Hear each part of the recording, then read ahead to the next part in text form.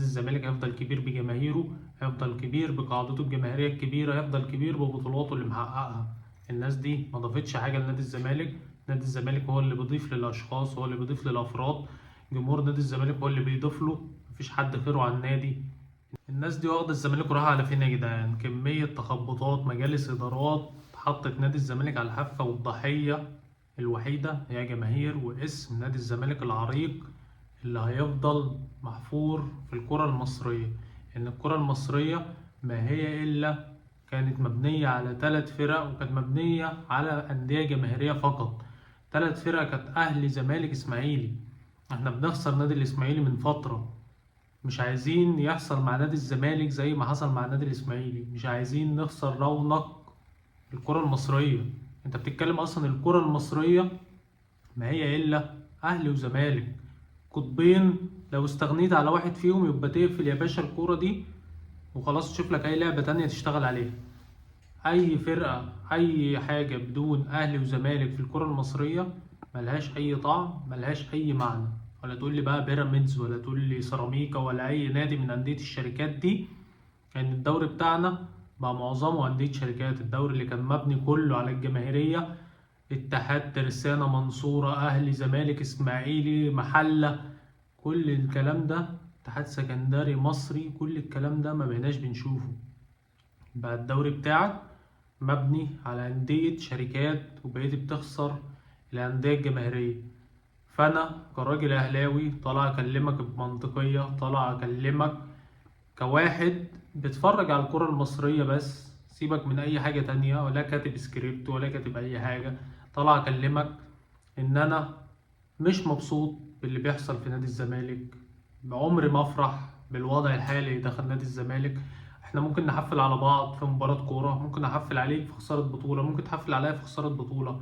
إنما كأزمة كبيرة بيمر بيها نادي الزمالك حاليا، انا عمري ما هكون مبسوط بيها. انا عمري ما هكون فرحان بكده، لان انا عايز اسم وتاريخ نادي الزمالك يفضل موجود في الدوري المصري ويفضل موجود في كل البطولات. انا لا جاي اكلمك على مشاكل، ولا جاي اكلمك على قضايا، ولا جاي اكلمك على ايقاف قيد، ولا جاي اكلمك على كل الكلام ده. انا جاي اكلمك على حاجة واحدة بس، وهي ان الناس اللي موجودة دلوقتي والناس اللي موجودة قبل كده اسم نادي الزمالك كبير عليها، ومفيش اي حد فيهم بيراعي اسم نادي الزمالك ولا مراعي جماهير نادي الزمالك. وزي ما قلت لك، الضحية هي جماهير نادي الزمالك واسم وتاريخ نادي الزمالك اللي الناس دي بتلعب بيه زي ما هي عايزة.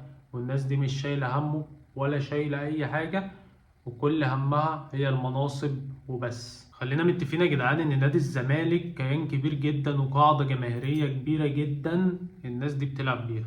الناس دي زي ما قلت لك وهقول لك تاني وتالت، الناس دي اسم نادي الزمالك كبير جدا عليها. اسم نادي الزمالك دايما هيفضل فوق، والناس دي عمرها ما هتقدر ان هي تنزل اسم نادي الزمالك تحت. لان نادي الزمالك هيفضل كبير بجماهيره، هيفضل كبير بقاعدته الجماهيرية الكبيرة، هيفضل كبير ببطولاته اللي محققها. الناس دي ما ضافتش حاجة لنادي الزمالك. نادي الزمالك هو اللي بيضيف للأشخاص، هو اللي بيضيف للأفراد. جمهور نادي الزمالك هو اللي بيضيف له، مفيش حد خيره على النادي. وعارف ان في مشاكل، وقلت هحل وقلت هعمل واسوي. لا، انت دخلت غرقت النادي اكتر. انت كمجلس دخلت غرقت النادي اكتر، ودخلت النادي في مشاكل اكبر بكتير من اللي كان فيها. يعني كانت كل مشاكل نادي الزمالك كانت ايه؟ كانت قيد. انت بقى عملت اللي اسوأ من كده، دخلت النادي في مشاكل تانية خالص. انت بتتكلم في بيان طالع من النيابة الإدارية وتشكيل لجنة وكلام كبير كده، احنا مش هنخش فيه ولا هنتكلم فيه، ان احنا ملناش في الكلام ده.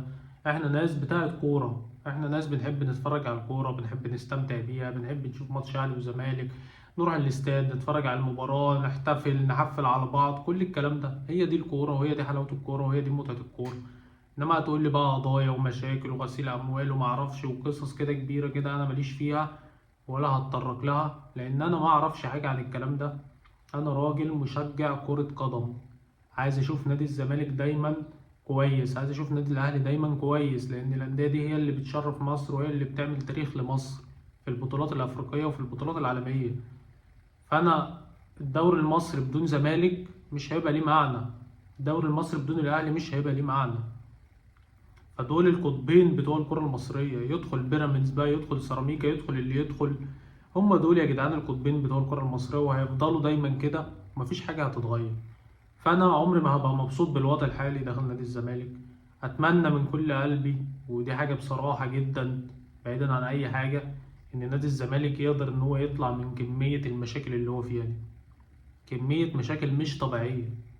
لازم نادي الزمالك ولازم الناس تشوف حل في المشاكل دي، لازم الناس تتكاتف، لازم أولاد النادي وكل القطاعات المسؤولة عن الكرة في مصر تتدخل وتشوف حل لنادي الزمالك، سواء اتحاد الكورة سواء وزارة الشباب والرياضة، كل الكلام ده لازم نشوف حل لنادي الزمالك، ولازم اسم نادي الزمالك يفضل موجود. ومش هنقبل إن أي حد أيا كان هو مين يمس باسم نادي الزمالك أو بتاريخ نادي الزمالك. أتمنى زي ما قلت لك، أنا أهلاوي، بس عمري ما أتمنى نادي الزمالك إن هو يقع، أو نادي الزمالك إن هو يمر بكمية الظروف دي. احنا نحتفل ونحفل وكل الكلام ده مع بعضينا في الكورة في الملعب في كل الكلام ده، انما مشاكل من النوع ده اكيد انا مش هبقى فرحان فيها، ولا هبقى فرحان بيها، ولا هحتفل بيها، ولا هحفل بيها كمان. دي حاجات ما ينفعش الواحد يحتفل بيها او يحفل بيها يا جدعان. دي حاجات كبيرة جدا بعيدة عن الكورة وبعيدة عن اي حاجة. فأتمنى من كل قلبي المحنة على جماهير نادي الزمالك دي تزول وتعدي على خير، ويرجع اسم نادي الزمالك وكيان نادي الزمالك الكبير جدا بقاعدته الجماهيرية الكبيرة جدا لمكانته الطبيعية، والمكانته الطبيعية في الدوري المصري وفي أفريقيا، ويرجع يشارك في أفريقيا تاني، ونشوفه في أفريقيا تاني، ونشوفه بينافس على كل البطولات مرة تانية. الجزء التاني من الفيديو حابب ان انا اتكلم على تصريحات يسطرب مع سيف زاهر وابراهيم عبد الجواد، التصريحات اللي كانت مهمة بالنسبة لي في تحديد افكار الراجل، وفي تحديد مصير الراجل مع الفرقة عامل ازاي، وفي تحديد اهداف النادي في يناير، وفي الصفقات اللي ممكن تيجي يناير، واحتياجات الفرقة في الفترة الجاية. والراجل اتكلم بكل منطقية وبكل حذر بصراحة، لان احنا عندنا طبعا الاعلام لازم يعمل يعني ايه حتة بلبلة كده، يجيب ساسبنس حاجات من دي، يعني كلنا عارفين الإعلام المصري بيشتغل على الحاجات دي بشكل كويس يعني. فسيف زاهر طرح كده كذا سؤال ما عجبنيش في اللقاء، وهو مين الحارس الأساسي ومين الحارس البديل عندك؟ فالراجل قال له أنا ما عنديش حارس أساسي وحارس بديل، أنا عندي اللي جاهز هو اللي هيلعب واللي مستواه أفضل هو اللي هيبقى مشارك يعني. قال له يعني أنت مش من مدرسة ان انا عندي حارس اول وحارس تاني؟ قال له انا ما اعرفش ان في مدرسه اسمها كده. وكان رد ذكي يعني من الراجل بصراحه، ان انا ما اعرفش سيف زاهر مخترع المدرسه دي منين ولا جايبها منين بصراحه. الحاجه التانيه المهمه بالنسبه لي في موضوع طرب وفي موضوع مصير النادي الاهلي معاه، بصراحه الراجل عقليته عجباني، تفكيره عجبني، كلامه على الشباب عجبني جدا وفرصته ليهم، وان الراجل شغال على تطويرهم، وهو كان هدف من اهدافه هو تطوير أكاديمية الشباب داخل النادي الأهلي. لما اتسأل على موضوع الشباب وإيه رأيك في أكاديمية النادي الأهلي والكلام ده، فالراجل قال لك أنا من أهدافي ومن أهداف النادي هي تطوير الشباب وأكاديمية الشباب داخل النادي الأهلي، لأن عشان نقدر نستفاد منها بعد كده في المستقبل، ونستفاد من أولاد النادي والشباب اللي طالعة من النادي. وبصراحة دي نقطة حلوة جدا بالنسبة لي، لأن أنا مش هفضل طول عمري يا جدعان اطلع اشتري لعيبه من بره. يعني انا كل كام سنه لما بشوف لاعب طلع ناشئ من النادي الاهلي، ده ليه يعني؟ انا اكبر فرقه في مصر واكبر قاعده جماهيريه في مصر وفي افريقيا، انا يبقى عندي كل كام سنه اشوف لاعب ناشئ بس طالع من اكاديميات النادي الاهلي؟ فالموضوع ده محتاج بصراحه وقفه ومحتاج تطوير كبير جدا عشان تقدر انت تعتمد عليه في الفتره الجايه، وتقدر ان انت تشوف اكاديميه محترمه تقدر ان هي تطلع لك لعيبه كويسه، زي ما بنشوف دلوقتي حمزه عبد الكريم كان جاي له من بايرن ميونخ وجاي له حاليا من برشلونه وكل الكلام ده. احنا عايزين نشوف الكلام ده، عايزين نشوف اكاديميات النادي الاهلي بتطلع مواهب حلوه ومواهب تقدر ان هي تفيد مصر وتقدر ان هي تفيد النادي الاهلي في المستقبل. انا اللي عندي امتى هفضل اشتري لعيبه من الدوري المصري وتطلع مش قد امكانيات النادي الاهلي ومش قد جماهير النادي الاهلي، وما تقدرش تلعب تحت ضغط ومباريات النادي الاهلي في افريقيا وفي الدوري المصري، وفي الاخر تفشل معايا وابقى دفعت فلوس في الفاضي وما اقدرش ان انا استفيد من لعيب ويفضل عبء عليا طول فترته معايا في الفرقه. انما لما يطلع لاعب من اكاديميتي متربي في النادي عندي، عارف سياسه النادي، عارف نظام النادي، عارف الجماهير بتاعه النادي وكل الكلام ده، هيفرق معايا جدا طبعا مع الامكانيات اللي انت بتضيفها له كتاسيس في البدايه. فكل الحاجات دي هتفرق معانا في المستقبل لو تم الاعتماد عليها بشكل كبير، والراجل اتكلم على موضوع كاس الرابطة وان هو تجربة كويسة عشان يقدر ان هو يدي فرصة للعيبة اللي ما بتاخدش فرصة، ويقدر ان هو زي ما قلت لك قبل كده هي تجربة كويسة يقدر الراجل يحدد منها اهدافه ايه، انا عايز ايه وايه اللي ناقصني في الفرقة وايه اللي ممكن احتاجه في شهر يناير في الانتقالات. فزي ما قلت لك هي بطولة كويسة كتجربة وكتحديد اهداف وتحديد احتياجات للفريق، وفرصة للعيبة اللي ما بتشاركش عشان مش يجي يقول لك انا اتظلمت وانا ما شاركتش وكل الكلام ده.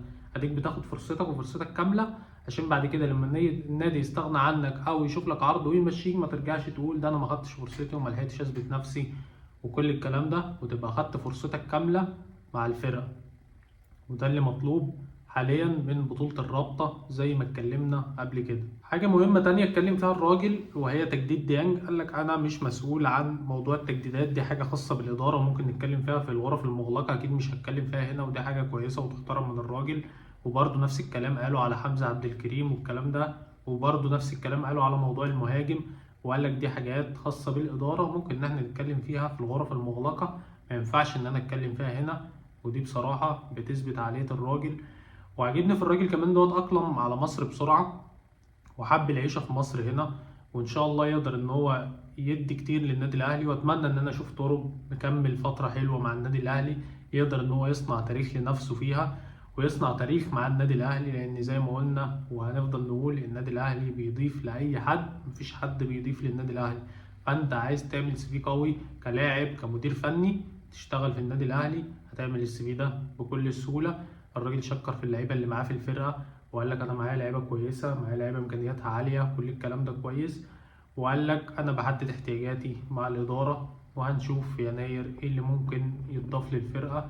وفي كلام ان حامد حمدان الاهلي دخل معاه في مفاوضات رسميه، وديانج في كلام برضو بيتقال ان ديانج التجديد معاه مش واصل لاحسن حاجه.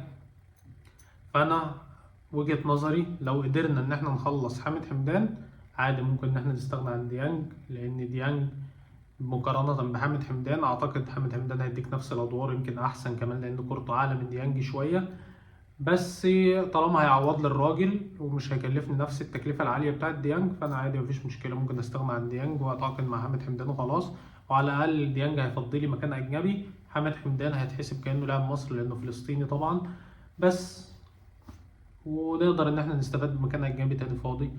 وهنشوف الفترة الجاية ايه اللي ممكن يظهر تاني وايه اللي ممكن ان احنا نشوفه داخل النادي الاهلي. دي كانت حلقتنا النهاردة، اتكلمنا فيها عن الظروف اللي بيمر بيها نادي الزمالك ونتمنى له طبعا كل التوفيق ونتمنى له ان هو يعدي منها على خير ويرجع يقف على رجله تاني، والتصريحات بتاعت طرب ومين اللي ممكن يجي ومين اللي هيمشي من النادي الاهلي. دي كانت حلقتنا، لو وصلت معانا لعند هنا اتمنى انت تدعمني باشتراك ولايك. اشوفك على خير، السلام عليكم.